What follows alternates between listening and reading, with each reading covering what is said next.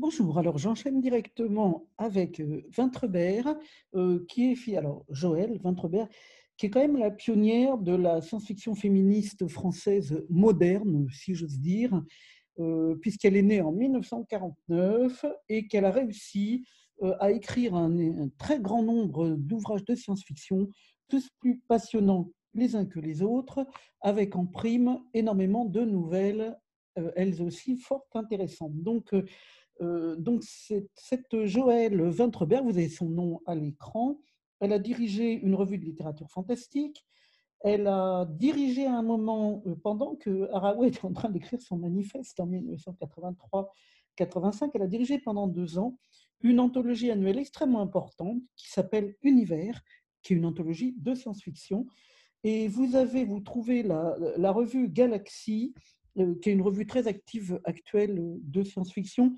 Vous avez un dossier en 2012 qui est consacré à son œuvre et également, je crois me souvenir, un livre de la collection Bouquins dans lequel vous avez beaucoup, beaucoup de romans réédités, des nouvelles, des interviews, etc. Des choses très intéressantes. Et alors, tout ça, ça se trouve, si on est parisienne, hein, sinon c'est plus compliqué, ça se trouve à la bibliothèque Rilke. C'est une bibliothèque qui est à Port-Royal et toute une section est consacrée à la science-fiction. Et là, vous avez le fameux livre qui résume un petit peu toute l'œuvre de Joël Vintrebert. Et sinon, on peut aussi trouver des choses à la librairie Silla, qui est une librairie spécialisée en science-fiction. Je dis science-fiction, mais à chaque fois, c'est plus fantasy, fantastique, science-fiction, littérature de l'imaginaire. Et dans cette librairie-ci-là, vous la trouvez en ligne et vous pouvez acheter des bouquins, soit vous allez les chercher à la librairie, soit vous les faites envoyer à domicile moyennant une faible contribution aux frais de port. Donc, vous voyez, on peut quand même arriver à se procurer des choses anciennes qu'on ne trouve pas toujours, comme par exemple une revue je ne sais pas si par exemple vous voulez récupérer une anthologie Univers de 1983. Bon, on n'est pas sûr qu'elle y soit, mais il y a énormément d'occasions hein, qui tournent en science-fiction. Alors, je vous ai mis un de ces livres phares ici, c'est Pollen, dont j'ai commencé à vous parler, magnifiquement édité Au Diable Vauvert. Je félicite le Diable Vauvert parce que vous allez voir le travail d'illustration des bouquins de science-fiction discrédite fortement le genre et on va se demander pourquoi. Et la réponse va paraître évidente, c'est encore une histoire de genre. C'est-à-dire, vous allez voir, donc là, je commence exprès par quelque chose dont la maquette a été bien travaillée et dont le livre apparaît comme quelque chose qu'on a envie de lire, hein, et ce ne sera pas forcément le cas. Les images que je vais vous montrer après, vous allez hurler d'horreur, mais il faut arriver à passer par-dessus ce genre de choses. Bon, alors je commence quand même avec Pollen. Donc, je vous avais dit, c'est pour ça que c'est une espèce d'œuf, vous voyez l'image, euh, des triades qui sont élevées ensemble dans une sorte d'œuf artificiel, deux filles et un garçon, liés par des liens amoureux, sexuels et fortement sororaux. Et vous voyez comment, normalement, on distingue fortement, vous voyez, l'inceste. Alors, l'inceste, hein, vous savez que Françoise Dolto disait, mais le tabou, c'est pas du tout le tabou de l'inceste, c'est n'importe quoi. Le tabou, c'est que les premiers humains ont dû bouffer leur môme parce qu'ils n'avaient rien à manger. C'est ça le tabou, c'est tu ne mangeras pas ton bébé. Mais c'est pas du tout le tabou de l'inceste, c'est n'importe quoi. Bon, toujours est-il qu'ici, le tabou de l'inceste est complètement pulvérisé d'une façon très audacieuse. C'est là-dedans qu'on parle de médicienne, je vous l'ai dit la dernière fois. Et dans ce roman, bon, il y a un des personnages d'une triade qui va malencontreusement participer à une action politique qui se retourne entièrement contre lui. La triade va être déchirée et le roman commence. Je ne vais pas spolier, donc je ne vous en dis pas plus. Alors maintenant, si j'étais une fille bien, je vous montrerai d'abord celui-ci, le créateur chimérique. Voilà, donc à chaque fois là c'est un peu plus petit hein, les images, mais bon, je pense qu'on voit quand même. Donc ça c'est la version folio SF du créateur chimérique de Joël Vintrebert, la première édition. Est-ce que j'ai... Oui, je l'ai. J'ai l'image. Donc je vous montre l'image de la première édition chez J'ai lu. Donc on est dans un type d'illustration extrêmement centré, vous voyez, sur alors, comment on peut qualifier ça? C'est très, très super-héros, c'est très, masculiniste, comment dire? Là, il y a toujours des symboles sexuels. Vous voyez à gauche l'espèce de machin là avec écrit Grand Prix de la science-fiction française 1989, espèce je sais pas, de bite surgissante, au milieu d'un système de lave, de feu, derrière la bestiole improbable, la chimère, enfin bon, tout ça, ça renvoie effectivement à un public que je qualifierais de boutonneux, enfin vous voyez, l'espèce d'ado, années 30, années 40, années 50, enfin, l'ado, masculin à qui s'adressent, ces livres. Or c'est un peu dommage parce que vous allez voir à quel point, c'est comment dire? Ce type d'illustration extrêmement, connoté, masculin pourri, finalement bousille complètement un genre qui mérite beaucoup mieux qui mériterait d'être complètement réillustré. Et il y a quand même, heureusement, aujourd'hui, des éditeurs et éditrices, des éditoristes qui ont compris que la valeur d'un livre méritait autre chose que ce genre de choses. Alors malgré tout, le créateur chimérique, là encore, c'est quelque chose, un livre qui met en évidence des façons de vivre l'humain complètement différentes par rapport à l'usage, et notamment les personnages se reproduisent par sissiparité, et surgit un personnage blanc au milieu des personnages noirs. Donc ça va être toute l'histoire de ce personnage blanc, là encore, aimé de façon très bizarre. C'est-à-dire que la notion, disons, romantico-sociale d'amour est toujours, chez Joël Vintrebert, complètement détournée, comment dire, déplacée, et du coup, c'est très intéressant à lire de ce point de vue-là. Alors, j'ai pas d'image de Chromoville, bon, ce serait le même genre d'image, alors c'est pas très grave. Chromoville, c'est un livre où les rôles sociaux sont attribués arbitrairement, suivant un code de couleur. Alors, j'ai celui des maîtres-feu, donc les maîtres-feu, voilà. Les maîtres-feu, donc c'est encore une couverture. Alors déjà, alors c'est tout petit, je vais l'agrandir. C'est le même genre, hein. Alors on voit rien. Bon, c'est pixelisé, mais vu le genre d'illustration, on s'en fiche. Alors donc, vous voyez le côté ridicule, la bonne femme avec ses seins, ses fesses, enfin ses tartes, quoi. Tellement tarte, tellement désuet, tellement minable de faire des trucs pareils. Et le type de l'autre côté, qui est une sorte de lézard. Alors là, malgré tout, cette couverture a malgré tout une qualité. Elle montre l'alliance d'une humaine et d'un lézard. Et ça sera très intéressant, ce livre, naturellement, pour le cours sur les dinosaures, que j'espère vous faire dans la suite de celui sur la cyborg et les animaux humains, que j'ai commencé avec tous ces livres que je vous présente. Alors là, donc, relation entre une humaine et un lézard mâle, appelé Benny dans mon souvenir, qui marque le problème de l'adaptation. C'est-à-dire l'humaine n'est absolument pas adaptée à la terre sur laquelle les deux personnages vivent, mais en revanche, le lézard, lui, il est vraiment super adapté. Donc ça, c'est un thème qui reviendra, qu'on retrouvera dans d'autres romans. Et c'est pas qu'il reviendra, c'est qu'il est présent dans d'autres romans, comme celui de Sylvie Bérard, Terre des autres, que je vous présente la prochaine fois, puisque là, je suis sur Joël Vintrebert. Alors, j'ai pas d'image d'un autre roman intitulé Les Olympiades truquées, qui met en scène des sportives, et là encore, ça déplace un tabou qui veut que le sport soit toujours associé au masculin. Alors, si vous ne croyez pas, ouvrez n'importe quoi, l'équipe, ouvrez 20 minutes à la page sport et vous verrez à quel point la représentation féminine des activités sportives est minorée par rapport à la représentation masculine. Donc, alors, vous voyez, c'est vraiment, alors pour résumer l'écriture de science-fiction, donc il y a des tas de nouvelles, hein, j'en étudierai quelques-unes dans le cadre du cours. Donc, c'est une écriture de science-fiction qui fonctionne en établissant des structures absolument nouvelles de rapports humains-animaux ou humains-humains, et qui développent ce qui en découle.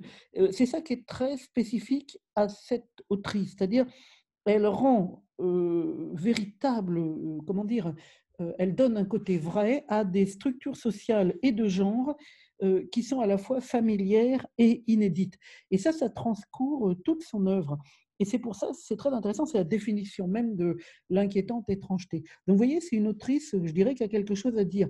C'est pas toujours le cas, il y a beaucoup d'auteurs et autoristes, enfin il y a beaucoup d'auteurs et autrices de science-fiction qui sont dans une démarche, comment dire, un peu de mode. Alors, si tout le monde fait des vampires, ben, on va faire des vampires, si tout le monde fait, du queer, alors on va faire du queer. Vous voyez, espèce de comment dire? Il n'y a pas vraiment un fondement très solide à part le plaisir, peut-être d'écrire ou autre chose de genre, mais enfin, il y a pas, il y a vraiment des personnes qui ont, quelque chose qui les motive profondément et à mon avis, c'est ça qui définit, un véritable auteur ou une véritable autrice de science-fiction. Alors quand je vous l'ai dit qu'elle était une sorte de pionnière, notamment en France, il faut quand même que je vous parle pour finir ce petit discours, des pionnières qui ont travaillé hors de France à une époque, qui précède largement, celle où écrit, donc Joël, Vintrebert. Alors, je vais commencer par Jirel de Joiry. Là encore, ça va être une très, très jolie image. Donc attendez-vous au pire, mais maintenant je pense que vous êtes, prévenus. Donc, Catherine Moore, qui pendant longtemps a écrit sous pseudonyme, enfin, les femmes doivent se planquer toujours pour écrire, enfin bon. Et donc là, c'est édité sous son vrai nom, Catherine Moore. Donc, Girel de Jory. Alors, naturellement, je ne parle absolument pas des représentations féminines écrites par des hommes sexistes, ça n'a aucun intérêt. Ça ressemble vraiment à des sujets classiques qu'on faisait dans ma jeunesse en littérature, du genre la femme chez Balzac. C'est devenu une sorte de plaisanterie, hein. La femme chez Balzac, et puis quoi encore? La représentation de la femme chez un mec. Bon, quel intérêt? Mais quel intérêt? Alors on apprend que la femme, elle est méchante, salope, maman, putain, gna gna gna, séductrice, da da da da da da. Bon, il faut vraiment pas faire ça. La représentation de la femme, dès que vous avez ce mot-là dans un sujet de mémoire, moi j'ai le bouton off qui s'active et je crois que je ne suis pas la seule, hein. Donc alors, Girel de Joiry, revenons à cette Girel de Joiry, quelque chose de très ancien, hein, Girel de Joiry, ça date de 1934, 1939, hein. Vous voyez, donc c'est vraiment le pendant féminin de Conan le barbare. Et naturellement, la couverture n'échappe pas au ridicule, d'un soutien-gorge dont on peut juger qu'il est vraiment parfaitement inutile et là encore d'une espèce de oh, je ne sais même plus comment qualifier, ce genre d'illustration qui se voulait la guicheuse pour le public, masculin, qui était sans doute, visé, en 1er, à l'époque. Alors, naturellement, je ne vous ai pas parlé de Wonder Woman. Peut-être là, ça s'impose, hein, quand on voit ce petit costume. Alors, elle est bien déshabillée, elle aussi. Elle est nue sous un costume vraiment minimal. Mais alors ça date de 1941. Mais malgré tout, il faut se rappeler que l'auteur qui avait créé Wonder Woman voulait créer des héroïnes fortes, une héroïne forte en l'occurrence. Et il voulait que ce soit un modèle pour des filles qui soient à la fois sportives, courageuses, et là, bon, vers la fin, évidemment, c'est moins brillant, parce qu'on est quand même dans les années 40, et féminine. Donc, comment être à la fois courageuse, sportive et féminine? Donc, bon, mais malgré tout, ça partait, comme on dit, d'un bon sentiment, hein, si on veut. C'est déjà ça de prix sur le néant. Alors, je vous montre Anne McCaffrey. Je ne sais pas si vous la connaissez et je ne sais pas si je vais arriver, peut-être, à ouvrir, mais oui, plusieurs choses en même temps, de façon à dissimuler un peu le thématique précédent. Alors, Anne McCaffrey écrit, alors elle est américaine, hein, enfin américaine, on dit américaine, états-unienne d'Amérique du Nord, bref. Elle écrit dans les années 60 et là, elle se plaint de l'omniprésence masculiniste. Donc là, vraiment, il y a une parole féministe très, très marquée par, zut, excusez-moi, j'ai voulu enlever quelque chose. Donc par Anne McCaffrey. Alors, je vous ai mis quelque chose sur les dragons. Vous voyez là l'illustration, elle est peut-être mieux, hein, malgré tout, l'illustration américaine. Elle renvoie à quelque chose d'un peu rêveur, de pas trop sexiste. Alors peut-être parce que le public est féminin, je ne sais pas, là j'ai pas d'éléments, c'est quand même dans les années 60, mais Les Dragons de Perne, c'est vraiment un bouquin absolument super. Enfin, c'est un bouquin, d'ailleurs, c'est pas un bouquin, c'est un ensemble de livres formidables, une véritable saga qui n'est pas sans évoquer, par certains aspects, quelque chose comme, ça c'est les Maîtres Feu, pardon, comme Robin Hobbes aujourd'hui. Vous voyez toutes les notamment, celle qui s'appelle «Les aventuriers de la mer», qui à mon avis est sa meilleure. Vous voyez, c'est des livres fleuves, de fantaisie, tout à fait passionnants, voilà, écrits et Anne McCaffrey, c'est vraiment ça. Alors elle a écrit un truc que je cherche depuis 1 heure dans ma documentation, j'espère arriver à remettre la main dessus. Donc je défile un peu toutes sortes de choses pour que voilà, je vais essayer de déplacer un peu pour voir si c'est pas dessous. Je cherche un document, là vous allez voir mon fond d'écran qui est le Matterhorn. Bon, je ne trouve plus ce document, dommage, c'est pas ça. Si, c'est ça, The Ship Wusang. Alors celui-là, en revanche, on va l'étudier. Excusez-moi, il y a des choses qui se mettent en travers, donc je le mets en grand. Non, c'est pas ça. Hop, zut. Bon, peu importe, hein, voilà. Donc alors, The Ship Wusang, naturellement, bon, l'inévitable bonne femme, bon, enfin bon, je passe aux illustrations, peu importe, peu importe, peu importe, il faut arriver à passer par-dessus ça. C'est quelque chose de très intéressant, The Ship Wusang, c'est le vaisseau qui chantait et ce vaisseau, c'est une hyper paraplégique, c'est quelqu'un qui est handicapé, mais au dernier degré, qui n'est plus qu'un cerveau et qui est accouplé, mais pire qu'accouplé, qui est, comment dire? Heu, qui n'existe que dans une espèce de capsule faite de métal qui est un vaisseau. Et donc, on va étudier, ce roman-là parce qu'il est très, très intéressant là aussi du point de vue féministe et il est d'ailleurs dans la liste que Haraway propose, pour, la liste H, hein, dont je vous parlerai plus précisément. Alors là, c'est un peu tutti frutti ce que je vous présente et puis c'est des romans, un peu plus, comment dire? Je me suis un peu centrée sur Vinterberg pour cette petite vidéo, mais on va voir les autres, hein, parce que sinon la documentation de Haraway, elle est essentiellement américaine, sauf bizarrement Monique Wittig, dont je vous ai déjà dit qu'elle passait aux USA, pour une autrice de science-fiction. Ça peut paraître un peu étrange, mais c'est comme ça, qu'elle est présentée. Vous voyez là l'importance, vraiment l'importance de l'édition elle-même, hein, c'est-à-dire le fait que, quand on écrit sous une couverture blanche, chez je ne sais plus qui, Grasset ou quelque chose comme ça, finalement, on est, comment dire? On est classé comme littérature blanche, comme littérature, du boulevard Saint-Germain dont je vous parlais tout à l'heure.